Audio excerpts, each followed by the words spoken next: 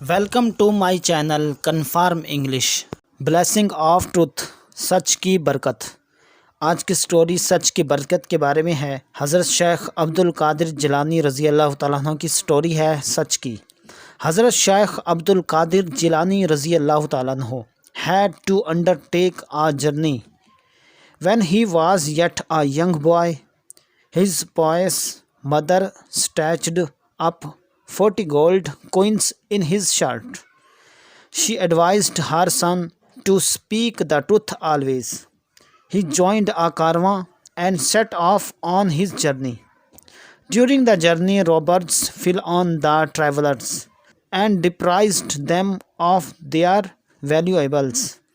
A robber happened to pass by young boy and asked him about some valuables.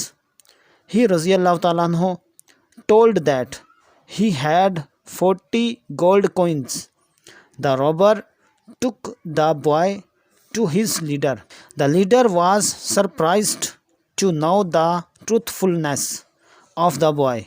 He moved to tears and set all the travelers free with all their valuables. He became true servant of God. Moral: a good beginning makes a good end. हज़रत शेख अब्दुल कादिर जिलानी रज़ी अल्लाह तआला अन्हु को एक दफ़ा सफ़र पर जाना पड़ा। जब वो अभी कम उम्र थे, उनकी नेक वालदा माजिदा ने सोने के 40 सिक्के उनकी कमीज़ के साथ सील दिए। उन्होंने अपने बेटे को हमेशा सच बोलने की नसीहत फरमाई। आप एक काफ़िले में शामिल हो गए।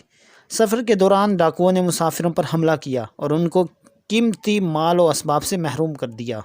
इत्फाकन एक डाकू आपके पास आया और कहा कि आपके पास कोई माल और असबाब है? तो उन्होंने जवाब दिया, जी हाँ, मेरे पास 40 सोने के सिक्के हैं। वो डाकू बच्चे को अपने सरदार के पास ले गया। सरदार बच्चे की सच्चाई जानकर बड़ा हैरान हुआ।